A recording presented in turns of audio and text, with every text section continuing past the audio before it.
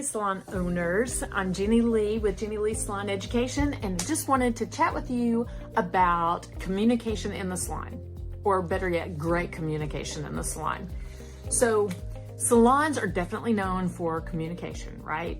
Sometimes that comes in the form of having the tea or getting the lowdown, that kind of thing. But that is not the communication that we want. We don't want to be known for that. We want to be known for great hair, right? For a great environment, for a professional staff, a fun staff.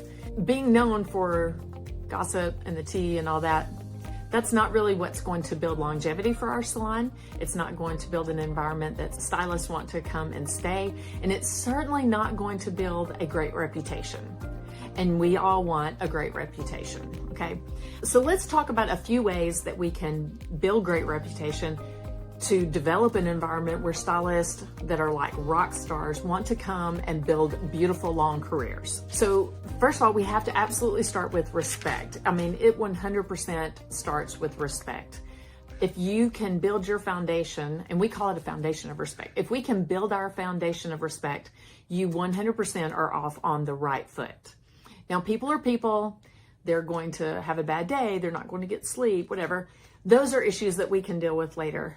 And they're individual and they're important, but it all starts from when you first meet them. So other people's can do things that cause us to not respect them. And at the same time, we can do things that cause other people not to respect us. And that's going to cause challenges for your salon. And so you may as well go ahead, or I think it's best practice to go ahead and head that off, and let's lay a foundation that says this is the way that we run our salon. If that's something that you are into, then hey, we might be your people. And if it's not something that you're into, then we may not be your people. We've all seen there's some who just like to be troublemakers. They enjoy conflict. They love seeing ruffled feathers. In my opinion, that's not going to build a great salon environment. Not for the stylist, not for you, and not for your clients. So if you can go ahead and kind of lay this foundation to begin with at the beginning of meeting these people, the beginning of your relationship, you're going to save yourself a lot of grief. You're going to save yourself a lot of drama, and you're definitely going to save yourself a lot of time, because if they cause drama and grief, you're going to have to handle it, because you are the one who is setting the tone. You are the one who has invested, who has decided I'm going to own the salon. You know, the buck stops with you. You're going to have to address all these issues.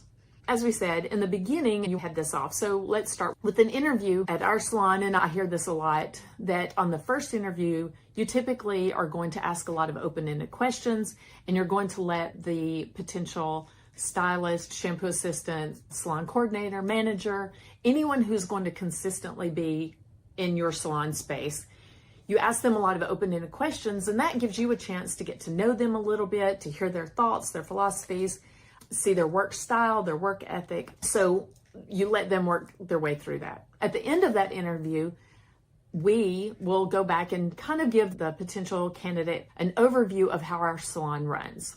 And one of the basic things that we always say is we have a foundation of respect. So I'm going to respect you. I ask you to respect me. Same thing with all of our stylists. What that's going to do is save you a whole lot of time. If you're a troublemaker, just hearing the one who dictates the salon culture say that we have a foundation of respect, that can be the red light that goes off in a troublemaker's mind to say, maybe this is not the salon for me. And maybe they won't even admit it, because a lot of times your troublemakers won't admit that they're a troublemaker. But maybe it will send the message to say, maybe there are other reasons why I don't want to come to your salon. And that would be a good thing for you as the salon owner. As much as it can hurt our egos to talk with somebody about potentially coming to your salon to work and they decide not to come, that can be kind of a dip to your ego, like a little hit if somebody decides not to come after you've talked with them. But at the same time, if we can remind ourselves that maybe they're just not a good fit, and we may have saved ourselves a lot of sleepless nights. So really, it can be a good thing. Weed it out before it ever starts. It's a whole lot easier to handle it that way than having to repair things after they've already gotten entrenched in your salon. So what does respect look like? Well, basically, in its most basic form, it's valuing a person for who they are, for the creation that God made them. Everybody deserves respect. Everybody deserves that. So to be treated with respect. So every person has their own individual ideas. They have unique characteristics. They have their own skill set, talents, thoughts. They have all those things that make them them, that make them special. A person can tell how much you value them by the way that you speak to them. If our tone is non-confrontational, it's certainly going to be good. If you are being confrontational with them, it's not going to send a good message. At the very least, it needs to be considerate. Ideally, it would be friendly, the way that you communicate with them, but considerate at the very basics, very lowest level. That is to be considerate of their opinion, to be considerate of their ideas. That is going to show that you value them as a person. And let's be honest, if you're someone who likes to expose someone for what they don't know, like maybe I know more than you and I want to make sure that I elevate myself, let's be honest, all that does is expose that you are kind of rude, and it shows your own insecurities. So it doesn't make you look good or big or more seasoned. It just makes you look rude. Showing respect for others is treating them the way that you want to be treated. We know this. It's the golden rule. Treat others the way that you want to be treated. Not only does treating other people with consideration and with kind tones show that you respect them, but when you lay this foundation of respect, it also shows that you respect yourself as the salon owner. You respect the time that you've put in to build this business. You respect the time and the hours that you have put into building an environment that is aesthetically pleasing, the time that you have put in with your current staff. And on that note, it shows the respect that you have for your current staff. When you're making sure that you're putting that out there and you're letting someone who's about to come into your group know that you have that level of respect, you are showing them that you respect them as a person, your salon that you have spent hours and hours building, and it shows that you have respect for your staff. What that's going to do is twofold. When you talk to that potential candidate, you are showing them that you respect the people, which is going to make them say, hey, if I work there, she's going to have my back the same way she's protecting her staff now. I will be in that position where she's protecting me. The second thing that it does is it shows your team that you value them enough to protect that space, to protect the place that they're going to be working many hours every single week. That makes them feel a whole nother level of security, makes them feel trusted. It makes them be able to be creative and inspired and relax, to drop their hair, to do all the things where they feel good. It's also going to overall elevate your salon experience. It's a trait that not only your staff is going to appreciate, but every client and every guest that walks through will notice the atmosphere. They will notice how you speak to each other as a team.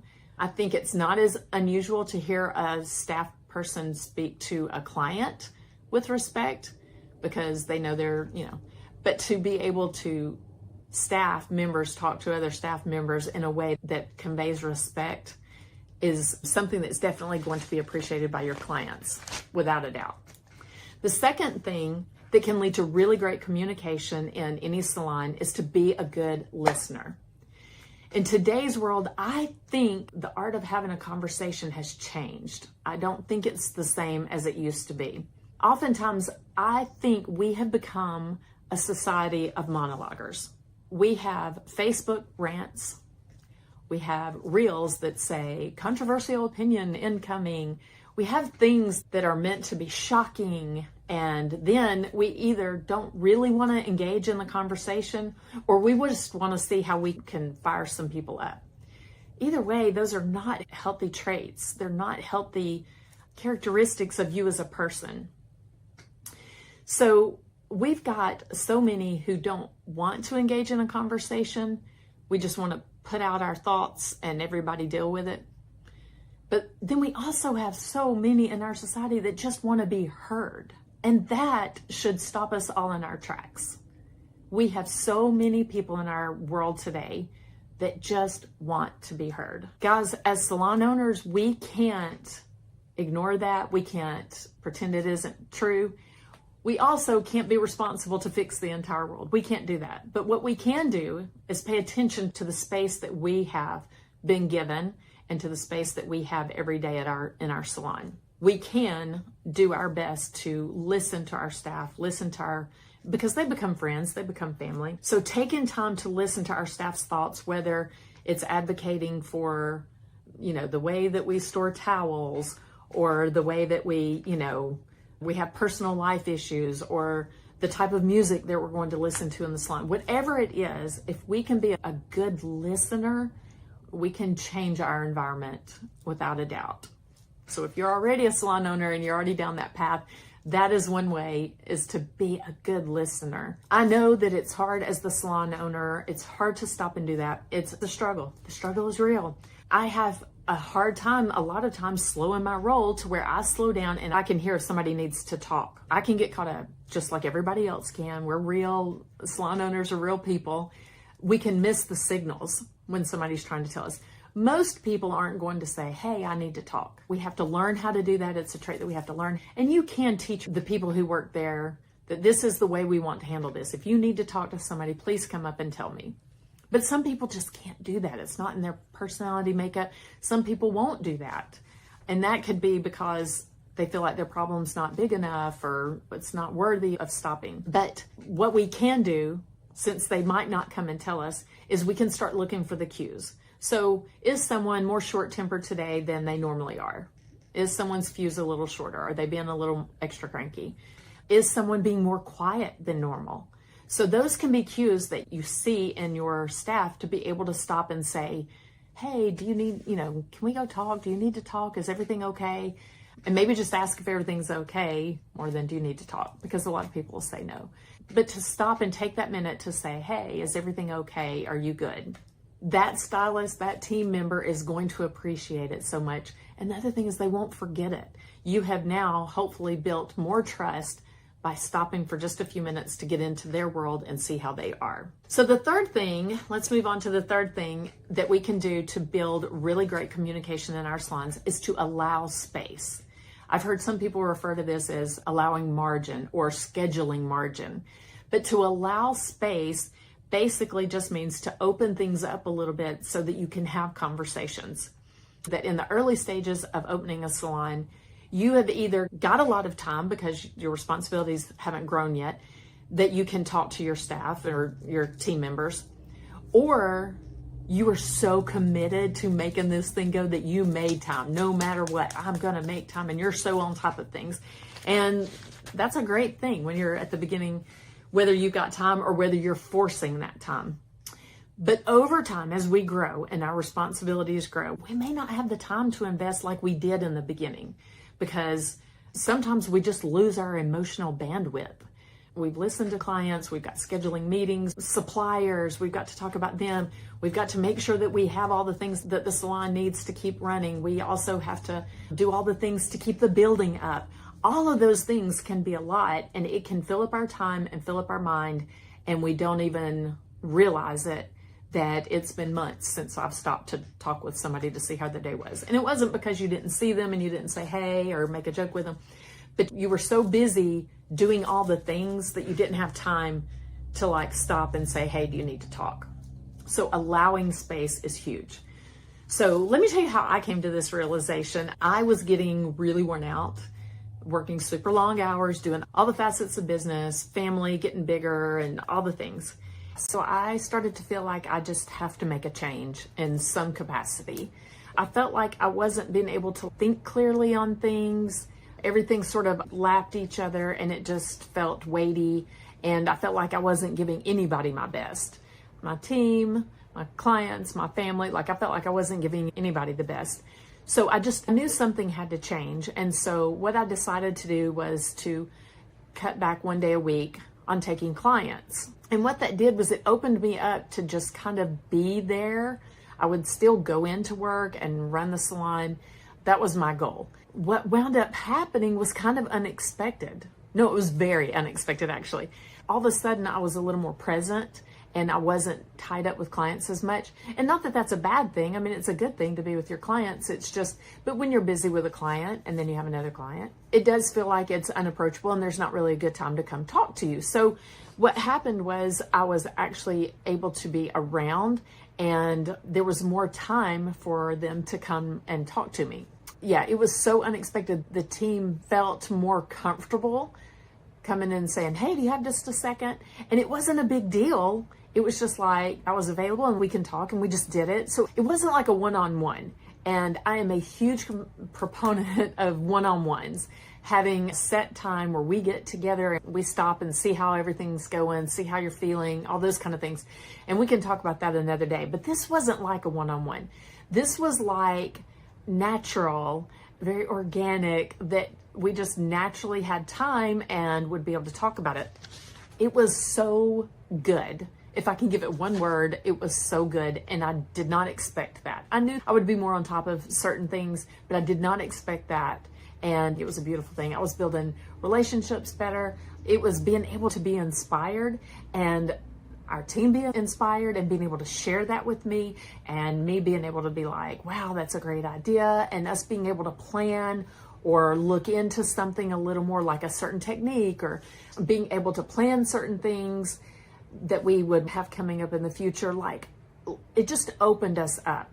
It was a chance to have some problem solving, things that maybe they didn't feel were worthy enough for an actual meeting, but they came to me and we were able to fix some problems that maybe they weren't stopping the world, but they were problems nonetheless. So yeah, it just gave us both a chance to be able to talk about things and be able to address something, even if it was light, which was great, because if you can address any kind of issue early on before it gets bigger, or that's a good thing. That's a good thing in the salon. So yeah, it was good. And quite honestly, it was just really refreshing. And I loved that. And I hoped that our team loved that.